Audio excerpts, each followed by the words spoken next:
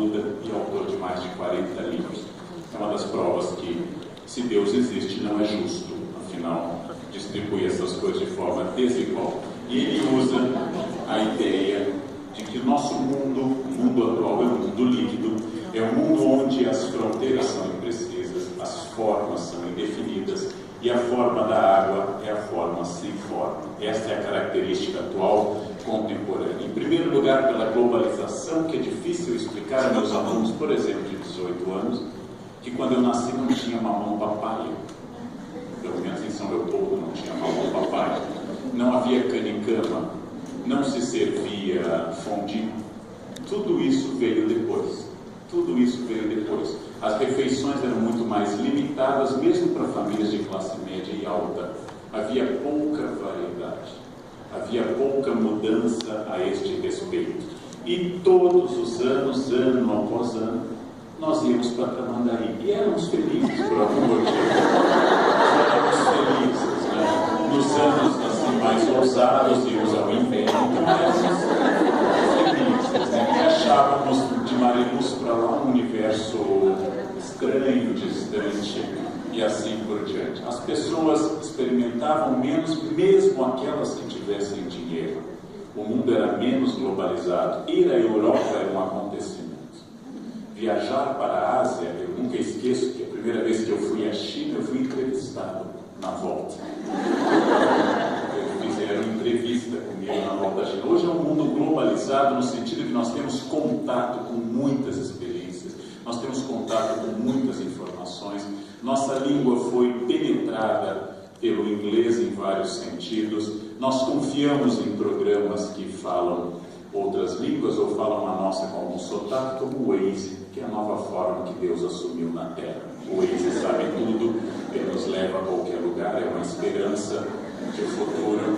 Quem não descobriu o Waze ainda, convertam-se. O Waze é o futuro, né? Eu não sei mais ir à padaria da esquina da minha casa sem o Waze. E o Waze é uma startup de Israel, é uma empresa israelense, com 3 rapazes que hoje são bilionários, outra prova da falta de distribuição justa das coisas. Somos provavelmente a geração mais individualista de toda a história do planeta Terra. Ninguém presta muita atenção no que os outros dizem. Todos são absolutamente fascinados e exclusivamente por si e pelas coisas que dizem a respeito de si. Eu já sugeri em muitas palestras um teste infalível. Cheguem hoje de volta a casa, digam às pessoas que lá estiverem, o telefone, se não tiverem ninguém, telefonem para alguém e digam a informação básica. Hoje eu estou cansado. O que é que 100% dos senhores ouviram? Eu também. E veja que eu não perguntei.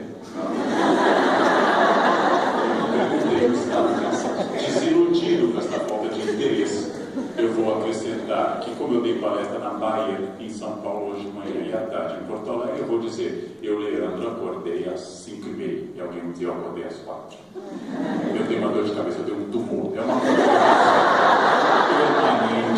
permanente a esse respeito. Ou seja, ninguém escuta ninguém. Qualquer informação que eu der aos senhores, eu, Leandro, sou de Aquário, ninguém vai dizer que interessante, signo de ar, nasceu em janeiro ou fevereiro. Não, vai dizer eu sou de Câncer, mas morra. E as pessoas vão informar sempre sobre se meu mais velho tem 17, meu 15. A conversa é sempre paralela. Ela nunca é o interesse pelo outro. É uma das grandes dificuldades, que não é à toa, que existem hoje mais do que nunca psicólogos, que os únicos seres que toleram nos ouvidos pagos para isso. Tem um tempo previsto e limitado. Bem, mas uma diferença muito grande para a geração da minha avó, imigrante alemã no Vale dos Sinos, é que minha avó não falava de felicidade. Minha avó não dizia eu estou feliz, era de mau gosto, inclusive.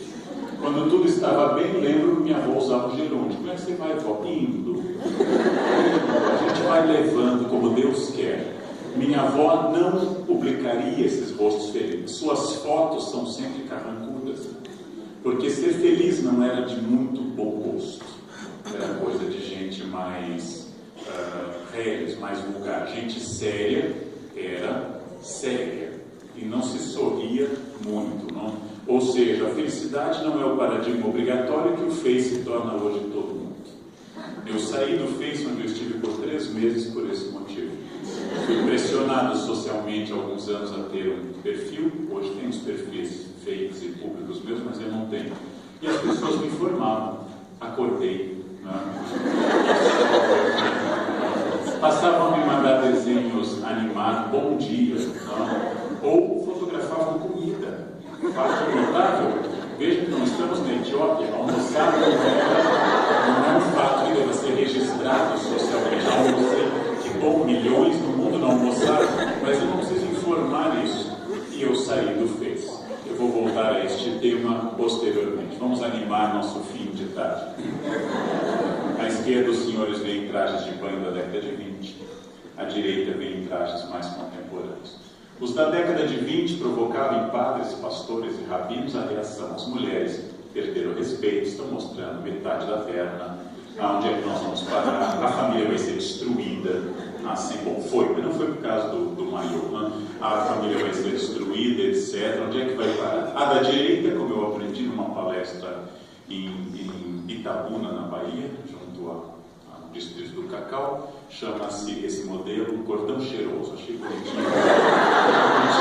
Você vai ler seu cordão cheiroso. Imaginem a senhora da direita, daqui a alguns anos, quando essa pele perfeita fica um pouco mais captonê, fica um pouquinho mais... Isso acontece com todo mundo. É a única vingança que a gente pode ter com a juventude. Passa. Né? Isso passa. Né? Daqui a alguns anos, quando ela tiver uma filha, e a filha sair com um biquíni muito mais ousado que esse, dou talvez 3 band-aids, e ela vai dizer: na minha época a gente se dava respeito, na minha época as mulheres sabiam o lugar que elas deveriam. Ou seja, cada geração considerou a seguinte perdida. Só que a nossa, essa velocidade é muito grande, foi aumentada pela invenção da imprensa no século XV, na Europa, na China é mais antiga, desde que Gutenberg, na região que depois viria a ser a Alemanha, passou a usar tipos móveis para atomizar, para capilarizar o conhecimento. E a partir daqui o conhecimento foi tendo acesso às casas e cada vez a produção dele ficou mais rápida, mais individual e mais subjetiva. Para os jovens, o instrumento da direita chama-se máquina de escrever. Né? Ouçam o tio, depois a gente fala sobre essas coisas. Eu posso dividir o auditório em 2 categorias humanas: os que fizeram o curso da geografia e os que não fizeram. Aqueles que, como eu, têm um mantra na cabeça, A, S, D, F, G, C, C, D, e aqueles que têm a menor ideia do que nós estamos. Mais interessante, a máquina de escrever nunca provoca tendinite, porque você tem que fazer movimentos variados. Os jovens não sabem o que eu estou fazendo, eu estou datilografando. Muito bem. Entendam, jovens, que essa máquina da direita, que era um objeto de consumo, inclusive quando surgiu a elétrica, eu lembro disso, eu já estava na faculdade, quando eu tive acesso à Praxis 20, pessoalmente, quando a gente tinha que botar um Evorex para corrigir alguma coisa, estou falando grego completo para quem não lembra do governo Euclides Triquet, quer dizer, estou falando. Entendam então essa máquina aqui como uma impressora wireless, e vocês estarão mais ou menos corretos. O fato de que cada lar hoje tem na prática uma imprensa, pelo menos lares de classe média e alta, ainda que não se universalize a computação até o momento no Brasil, aliás ela mal passa da metade, nós temos hoje a experiência de um conhecimento como se fosse uma prensa de Gutenberg em cada casa. O hábito de escrever cartas desapareceu e com ele uma retórica. A retórica que começaria assim: Porto Alegre, 23 de setembro de 2014, primavera. Noto que as flores se insinuam no parcão. Como está você? O vento me traz o cheiro da sua saudade. Esse tipo de ideia não existe mais. Não existe mais. Por quê? Se alguém escrever um e-mail assim, a pessoa vai a segunda linha. Não precisa botar data, porque o e-mail tem data. Não precisa assinar, porque o e-mail tem nome. Quanto mais curto for o e-mail, mais jovem eu sou. Quanto mais ainda for formar: oi, bom dia, vou lhe dizer o seguinte, sinal de um registro geral uma carteira de identidade mais baixa. Quem domina isso? Eu domino, como eu estou olhando aqui. Essa é uma das tantas habilidades que eu tenho que não serve para nada. Eu sei fazer provas em mimeógrafo oral. Há uma geração inteira de professores como eu que era marcada pelo alcoolismo, porque às 7 da manhã tinha que passar. As provas jovens geravam uma aula, eram umas ruins, O que eu estou dizendo aos senhores? Que nós, no meu caso, 51 anos, que apesar dos alunos dizerem que eu estou bem para a idade, eles comentam todos os anos que eu estou bem para a idade. Eu vou ao banheiro sozinho, tem várias atividades que eu estou bem para a idade. O mimeógrafo pertence a um grande número de habilidades, como números romanos, pronomes de tratamento, que são habilidades inúteis, adquiridas por uma geração e não transmitidas, já que nós somos a primeira geração no qual os mais jovens têm o conhecimento superior aos mais velhos. Já que os mais velhos, nós vamos voltar a este tema, sempre tiveram conhecimento superior. Quem conserta coisas tem idade. Consertar sapatos, consertar aparelhos. Todos os senhores sabem que quando o celular quebrar, é melhor comprar outro. Não se conserta nada, nem relações humanas. Quando elas racham, você troca. Você não faz. Antigamente, um casamento era para sempre, ou pelo menos era essa a intenção, e as mulheres, ao casarem, podiam soltar-se, porque acabou, casou. Podia engordar, podia puxar a vontade, porque casou. E hoje a fila anda, a fila continua andando sempre.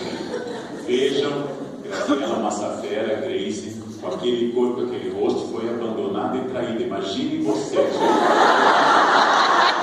Não dá fácil entrar em rosto perfeito, corpo perfeito, simpática, foi lá, que homem não presta mesmo, foi lá, mas agora ela voltou, né? Depois a gente comenta isso. Quem sabe descara o número tem uma outra habilidade que ninguém mais tem. É uma habilidade em extinção.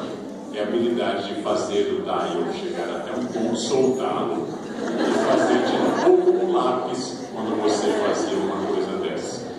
Eu fiz toda a minha faculdade de ensinos retroprojetor.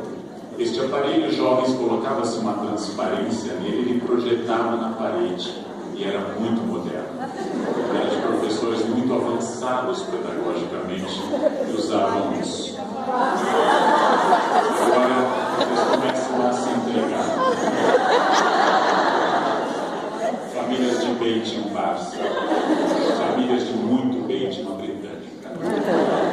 As pessoas copiavam da enciclopédia. A diferença para a atual Wikipédia, além da produção do conhecimento, da mutabilidade do conhecimento, é que nós tínhamos um exercício caligráfico que atualmente não existe. Nós tínhamos que fazer um exercício psicomotor, que hoje não existe. Eu estive em viagem de pesquisa à Nova Inglaterra, eu trabalho com educação, e todas as crianças da Nova Inglaterra estão sendo alfabetizadas com tablets, sem caderno ou lápis. A habilidade de segurar um lápis vai desaparecer na próxima geração. E aí alguém me perguntou do meu grupo, era um grupo muito grande, um indiano me perguntou assustado: o que essas crianças vão fazer quando não tiverem tablets, como nós, quando não temos caneta, não vão escrever? Sempre é um instrumento. Se você não tiver instrumento, você não escreve. A única vantagem é que, caindo numa ilha deserta, eu sei escrever SOS na areia. A única vantagem, e essas crianças vão ficar com o tablet procurando rede para pedir SOS. Eu sei escrever SOS na areia ainda. O mundo líquido que o Bauman começamos com o conceito dele é um mundo de solução de fronteiras, relativismo e de incerteza. Eu gosto de narrar que a minha querida avó imigrante tinha uma certeza, que é uma história verdadeira. Quando eu voltei no meu primeiro estudo no México, minha avó conversou comigo e disse: "Vó, no México eles comem abacate na salada." E minha avó disse: "Dá ideia." Eu disse: "Vó, o Brasil deve ser o único país do mundo que come abacate com açúcar. O resto do planeta inteiro come abacate com sal." Minha avó parou e pensou: o resto do mundo não sabe então que